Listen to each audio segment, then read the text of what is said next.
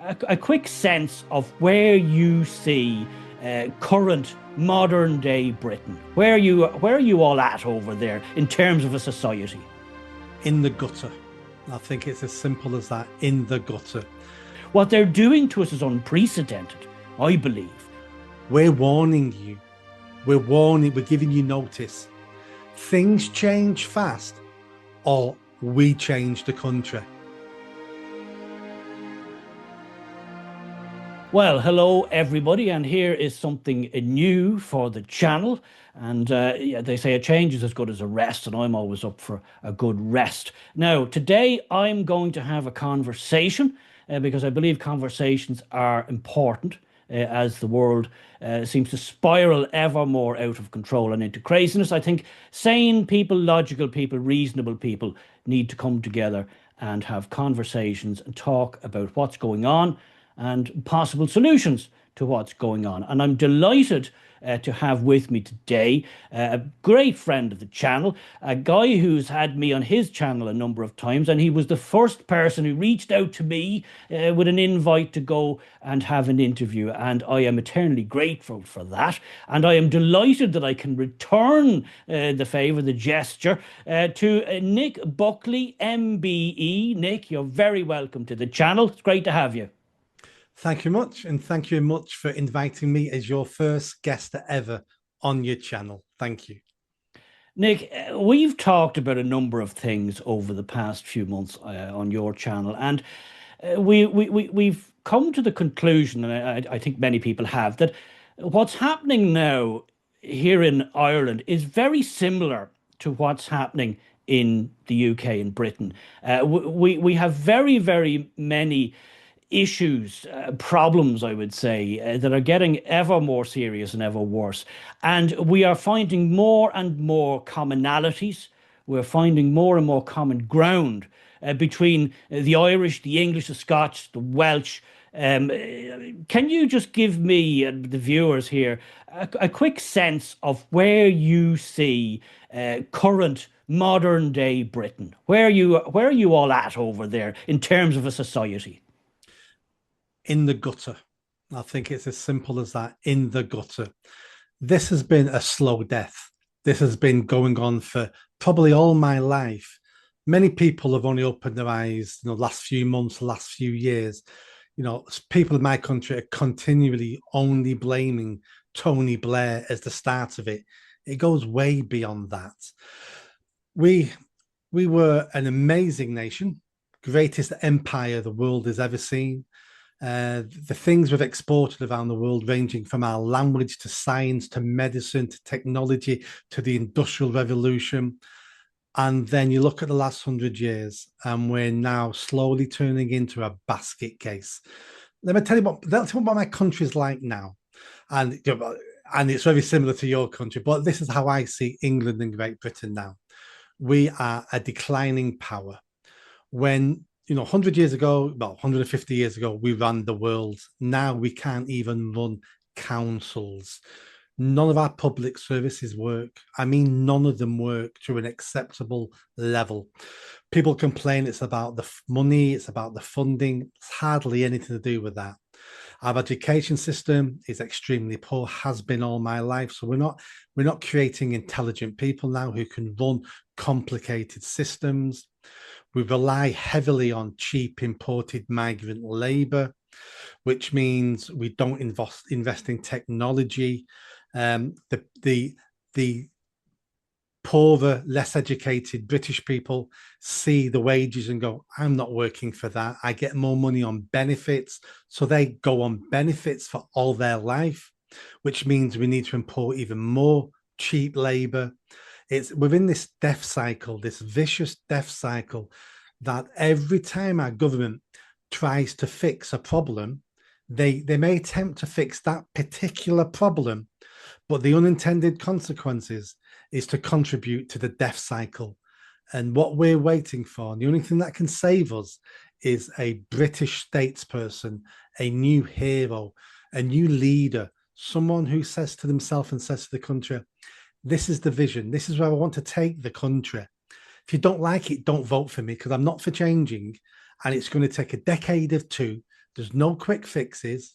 It's going to be painful at the beginning, but while it's painful, I'm going to build a nation that belongs together, that loves each other, that has a shared interest, a shared commitment to the country. That will get us through the hard times until we get to the foothills of a better tomorrow. That's how I see my country at the moment. Well, that's I think a lot of people here we have a very very common, if you like, media common. I mean, many people here watch BBC. Many people Mm. here get some form of British newspaper. So we're very very much clued in, and likewise a lot of people in England, because I know from my own comment section that a lot of people in the UK watch my channel and are interested in what's going on in Ireland, because of course there's a very very big crossover between families who have moved one side or the other, mostly from Ireland to the UK. I mean, I myself have relatives, quite a few relatives in the UK in various places. So there's very much a synergy there. That's not to in any way discount the issues that our nations have had over the centuries. But putting all that aside, I mean, they're past issues, and we have to now live in the present. We have to now deal with the serious societal issues that we now face, and they're of such a serious nature that I feel strongly, and I know you do too, that our very nations, our very tribes, our very peoples, and their history and their rich culture and heritage is that it's under threat, Nick. It's very much under threat. What they're doing to us is unprecedented, I believe. It's unprecedented, maybe as far back as when the Goths, the Visigoths, and the Vandals just rampaged through Rome, or what was Mm. left of Rome. And essentially, that was the end of that, and they never came back. So I've been watching things develop in recent times, Nick, especially with the whole migrant situation, the illegal immigrant situation, the boat guys coming across in the boats, and they are guys. 99% of them are guys. Let's be honest, and they're military age men, and the same thing is happening here, because far too many of these boat guys go into England, so at some point over or wherever, and then they just come in the north of Ireland and straight to Dublin. Mm. So what affects you affects us by proxy. Now, I've been watching the various moves that are being made in Britain. Of course, you had Brexit, and that was a major play there, and I'm not sure if that solved the problems it was supposed to solve, but certainly it was a step in the right direction, I believe. But you now have your protesters outside migrant hotels. In recent days, we now have this raise the flag movement that's very organic and very grassroots, and very similar to what you and I have talked about and you have observed with the Irish marching under our flag. Mm. As you saw, we marched in many towns and villages and cities. And O'Connell Street, I was there, delighted to be there for part of it. So, this the British answer to our mass marches under the flag? This raise the flag, because it's everywhere now. Is this your grassroots moment where the people are trying to tell the politicians, right, look, this thing has gone completely off the rails, and you don't seem to have the slightest inkling to tackle it, at least in any meaningful way? Tell me about this raise the flags movement. So you're right. It started organically. Nobody really knows who started it. Flags started going up. People started painting mini roundabouts with the St. George cross. So they raised the colours and raised the flags. For England, it's two flags. It's the St. George flag, which is the flag of England, and it's a Union flag, which is the flag of the United Kingdom. Both those flags are going up, but in England, it's mainly the St. George flag. And that's because the English, I think, have finally had enough. All my life, it's been acceptable to wave the Scottish flag, the Welsh flag, the Union flag, but never the English flag. Those racist, knuckle dragging Neanderthals, we can't raise their flag. The English have always felt like the poor cousin in the relationship of the United Kingdom. Southern Ireland got their independence. The Scots got their own parliament and they're still fighting for independence. Wales got an assembly. Northern Ireland got an assembly. And the English are going, where's our assembly? Where's our parliament? We have foreign MPs from Wales, from Scotland, from Northern Ireland, who can vote on English matters, but we can't vote on those matters in their country. So the English have been getting, their backs have been getting up for quite a while. It really started, I think, at the Scottish referendum, when we saw a third of Scots basically saying, we hate the English. Not all Scots, I'd say about a third, 25%, maybe around there. And that got our backs up. So an English movement is developed from that. People are now arguing for England to leave the United Kingdom, which means there is no more United Kingdom if England left it. And then mass migration has been a problem all my life, but especially more recently. And I guess same in your country. The second you mention it, you're a Nazi, you're a fascist, you're just like Hitler, you're a racist, you're a homophobe, and all these words come out. And the English are very tolerant people, and we've accepted it, and we've tried to go along with it. But the breaking point now is not just the terrorism, the Islamic terrorism we've suffered. I heard the bomb go off in Manchester, 7 years ago. I lived just down the road from the stadium, the arena. Then we had the killing in Southport, the 3 baby girls stabbed to death by a lunatic. That broke the nation, that one last year in Southport. And then we've had so many sexual assaults and rapes near and from migrant hotels. The English have had enough. And raising the flags, I think, isn't a demonstration. For me, if you look subconsciously below it, I think the English are saying to the establishment, we're warning you. We're giving you notice. Things change fast, or we change the country, because we're letting you know now we're the majority. We're graffitiing everywhere. We're putting flags up if you don't change course, we're going to drag you down. And I think this is a shot above their bows. I think we're saying to them, we've had enough. We're peaceful people. We're tolerant, but you've pushed us to the edge. And I think this is their last warning.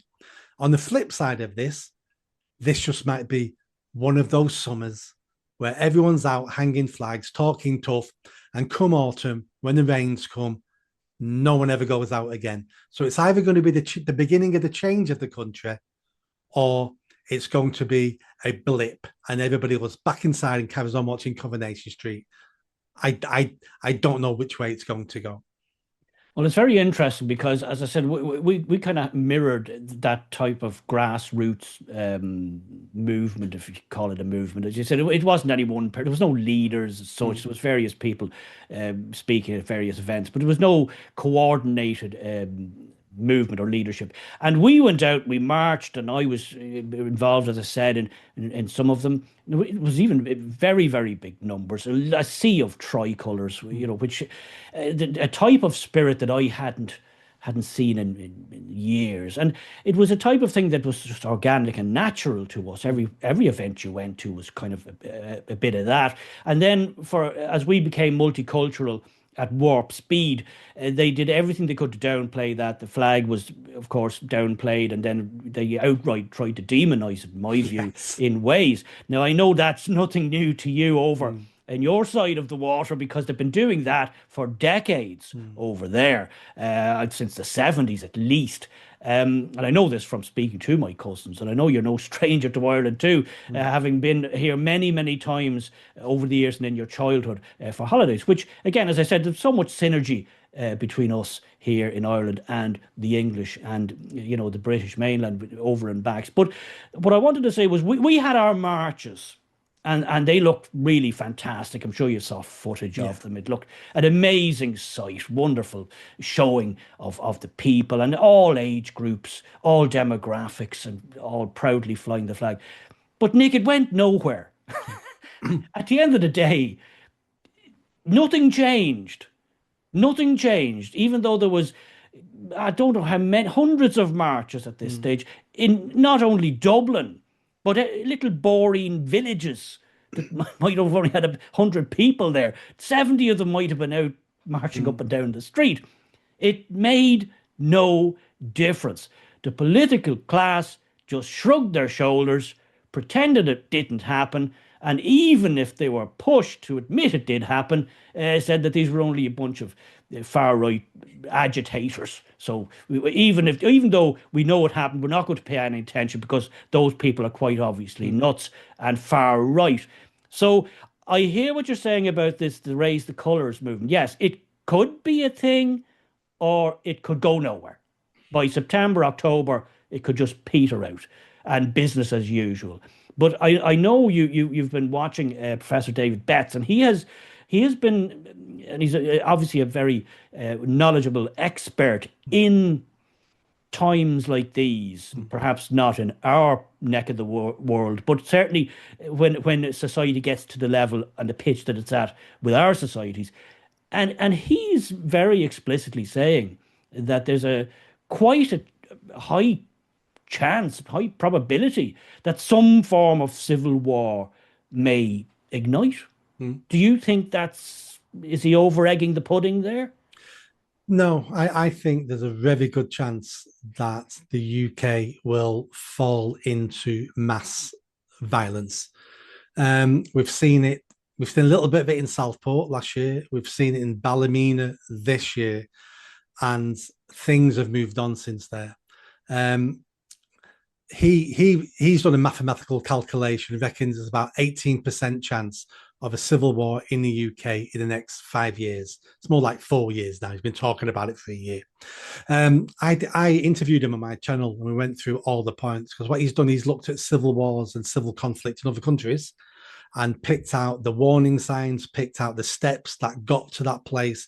And he's used that learning and looked at the UK and said, God, it's similar.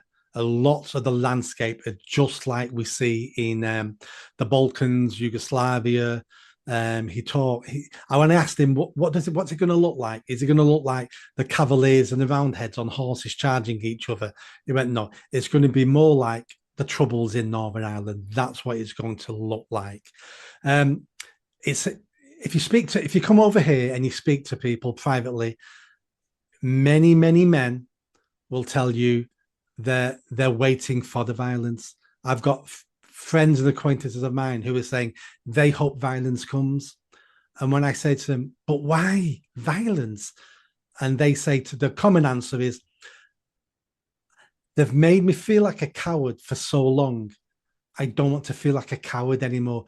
And I only think violence is the way. I voted against this all my life. And these guys are in the 40s, 50s, 60s. I voted against this all my life.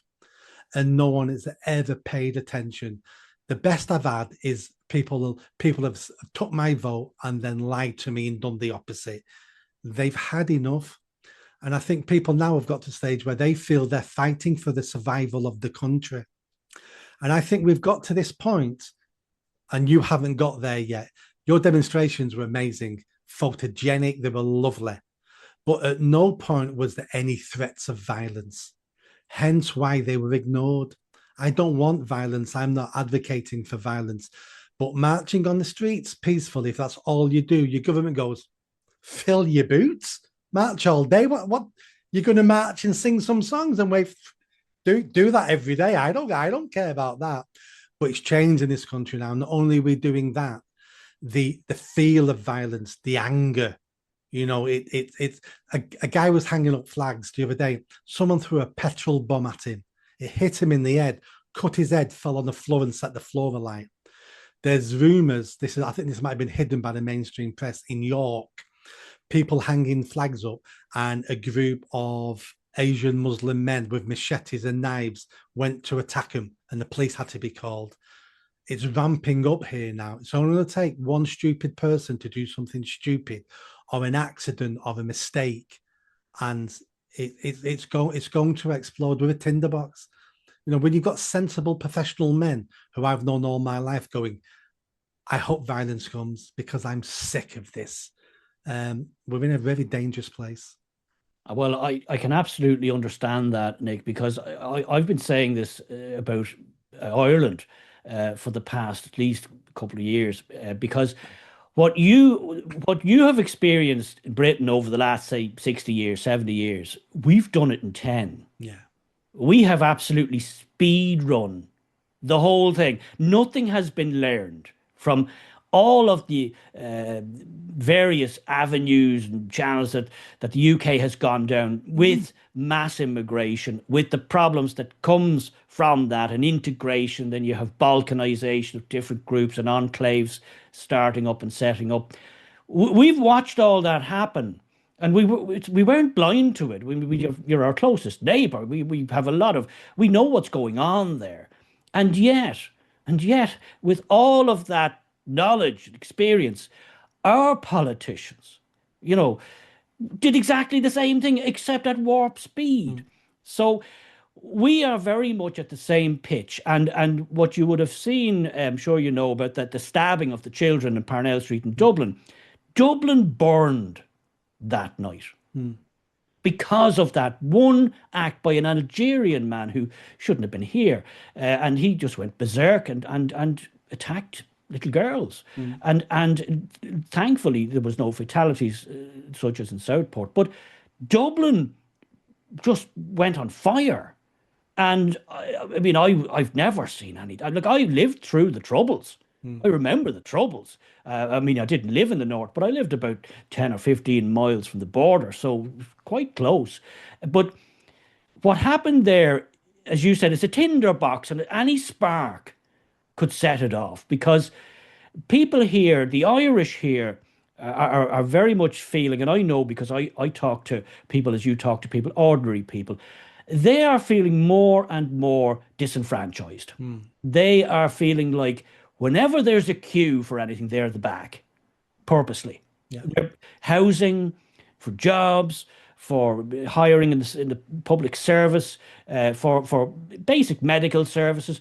The ordinary native Irish people are always at the back of the queue for everything. And you can only get away with that for a certain amount of time before, as you said, ordinary, normal, sane people start to think, why am I even, I can't win this game. There's no path for me to win. You've taken away all the options that I used to have, and you've handed them to people who've just arrived. So I think, as you're saying, that this thing could kick off either here in Ireland, because we've arrived at that point a lot quicker than it took you guys to get there. But it could go off in either here or there, I think. And if it goes off in one, I think it'll spread to the other. That's my view. I think people are waiting for the excuse to kick off. And if it happens to be Dublin, it happens to be Dublin. That will be replicated in Manchester, in London, in other places, and then it will catch on. It doesn't, because we've all got the same problem. It's and it's not racist to want to put your own people first. That's the whole meaning behind the nation state. That's why we have borders, so our people can be protected. Our people come first. And they got away with it in the UK for so long because at the same time that was happening, it looked like we were getting richer. The country seemed to be successful.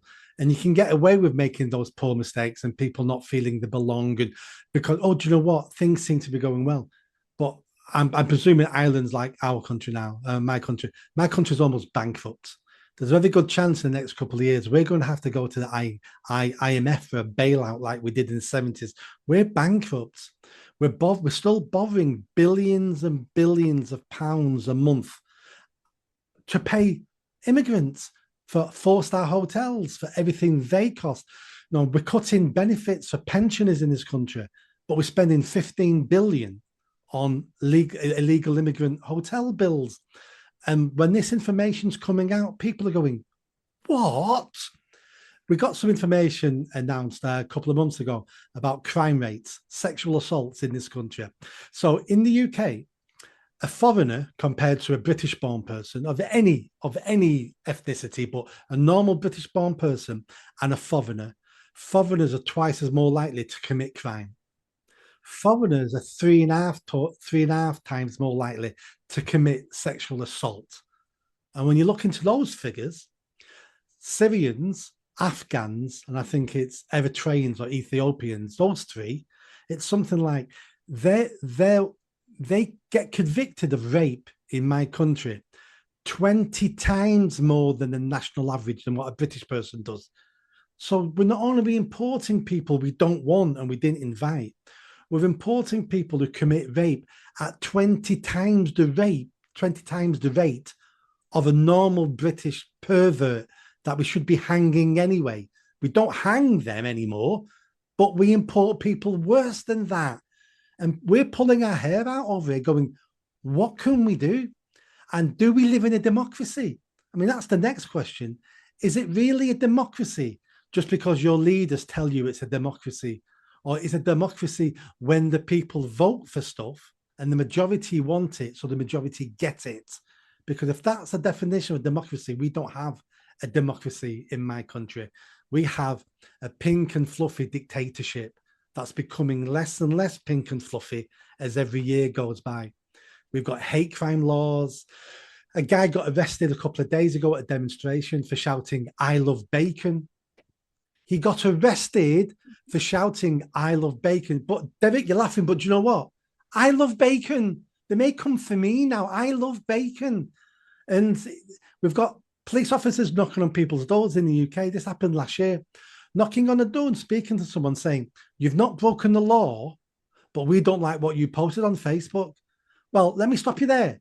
If I've not broken the law, then what are you doing at my door? Isn't there someone else's door you should be at who's broken the law? So now this is like that thought crime. They're knocking on your door now because you've not broken the law, but they don't like what you put on Facebook. We don't live in a democracy. We live in the illusion that it's a democracy, and that has to change fast. Well, I think we could certainly identify and agree with that here because again, I've said this many times. We don't live in a democracy here in Ireland. We live in some form of a managed democracy. There used to be two big parties here, two big parties like Labour and Conservative, but now they're in coalition together. They've just got to because they didn't want to let Sinn Féin in, and they gained a lot of support, not because particularly I believe because people were suddenly turned into Sinn Féin supporters. Yeah. They just hated the other two so much that they just went to wherever the next place was. And so rather than let them in and lose their power, they just said, listen, we'll just go into coalition together. I mean, these were two parties that came out, Nick, of our civil war. They were two parties born of two sides of a civil war. So you can imagine how entrenched that difference supposedly was at the beginning. And they just said, yeah, okay, rather than lose power, we just want to keep the thing going exactly as it is. We're just going to get together and lock and just keep things as they were. So no, it's not a democracy. And Sinn Féin is they'll be even worse if you can believe that. So I understand what you're saying about it not being a democracy in the true sense of the word, because we've had poll after poll after poll here in Ireland for the last couple of years, at least, that shows over 76 or 77% of the public want immigration, illegal immigration, and immigration in general tackled. They want it slowed. They want it either stopped or cut down or controlled in some way. And the government has absolutely ignored it. They have no intention. They're not even at the point of admitting it's a problem, let alone starting to solve the problem. So that's not a democracy. If the vast majority of people want the government, their politicians to do something, and the politicians know they want them to do it, which they do. Opinion polls are very scientific things now. So you can't just say, well, we didn't know. No, that doesn't wash anymore. And then they just refuse to do it. It's not a democracy. It's something, but it's not a democracy. I'll just finish on this one point because we could talk for hours about this, Nick, and both of us would end up upsetting ourselves because it's such a serious topic and time is against us in both nations. Nigel Farage. Now you have something in Britain that we don't have here, and we wish we did, and that is at least a semblance of an alternative. As I said, Sinn Féin's no alternative. They just want even more immigration. So that's really not where we want to go. But Nigel Farage, okay, there's various different views on Nigel Farage, and he's obviously a very well-known figure over here in Ireland. And I've heard people say, look, we need an Irish version Mm. of Nigel Farage. At least he seems to be, in tune with the general public on the main issue, which is where society's going, why it's going, and immigration being a major part of that. Nick, is Nigel Farage, and the opinion polls are seeming to indicate that he could form the next government. Is he the answer, or is this a false dawn? I think it's somewhere in between. I think reform will do a hell of a lot better than Labour and Tories have done over the last 20, 30 years. But to be fair, Derek, me and you could go in government tomorrow in this country and we'd do a hell of a lot better than Labour and the Tories because they've both been atrocious. Reform, I look at reform as John the Baptist. I think they're going to open up the way for the party or the individual who comes next and they change the country.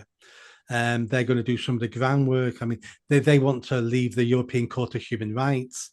He's now changed his mind on deporting illegal immigrants. It was only 6 months ago he was saying, we're not deporting mass deportations. It can't be done. It cannot be done.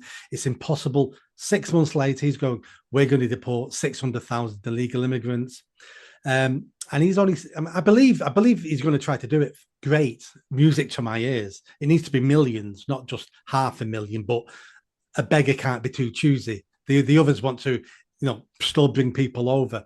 They're going to do some good work, but they're not going to take us all the way because if you listen to what the party want, the party reform are basically the Tory party we needed 30 years ago. They're 30 years out of date. The country's moved on, the country's changed, but I don't want to be too harsh on them because they're still head and shoulders above anybody else who's offering anything in the country. But Nigel and Reform are not leading us. The people are leading them. He's only changed his mind and his opinion on this because of the public outcry. He can see which way the public's gone. And so he's hardened his stance. And at the same time, our other two parties are beginning to harden their stance. The Tories have put a rumour out that they're going to leave the Court of Human Rights and they're going to announce it at their annual conference in the autumn. We've got Labour grandees now. We've got Blunkett. We've got Jack Straw. We've got a sitting MP, Graham Stringer from North Manchester. They're all coming out now saying to Labour, we need to leave the Court of Human Rights so we can deport people and stop people coming. The Overton window is shifted and Reform hasn't shifted it.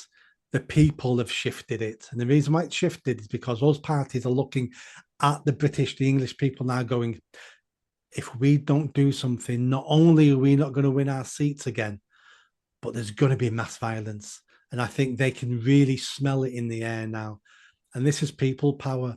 And it's not just about hanging flags. It's not about the demonstration.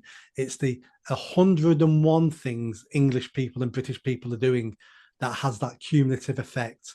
And I think politicians of all stripes and all parties are going, we need to offer the people what they're saying. We've ignored them long enough. And I think the Overton window has shifted. I think at the next election, general election in the UK, I think the three main parties will all be saying we're either going to suspend membership or we're pulling out of the European Court of Human Rights. If I'd have said that, if someone said that to me 6 months ago, I'd have laughed in their face. Nigel Farage is a man. Yeah, he does say some great things, and then the next minute he says something you think, I don't know about that one. So he's a tricky guy to try and figure out, and he's certainly not, as you say, the finished article. But he may just be the guy who kind of gets you to the promised land. He mightn't lead you into it, but he might get you there. The downside for us Irish, and I have to say this, your good fortune may be our downfall, because if Reform or whoever comes after Reform actually gets a grip in a real way of this issue and starts doing what the people want them to do, well, they're all going to come here, aren't they? Yes, yes, they are because your welfare system and your benefit system is not only is it better than the UK's, it's 10 times better than you get in France. So if they're going to flee here, they going to flee to France or are they going to flee to Southern Ireland? And unfortunately, we're not going to be spending our resources stopping them fleeing the UK. We're going to be like the French police. We'll be encouraging them to get out. Well, that's why I certainly push for it my end as much as I can. We need to get our act together here in Ireland to push the debate forward, and that's why I think having chats like this with like-minded people, on both sides of these islands, we need to put our heads together because this affects us all.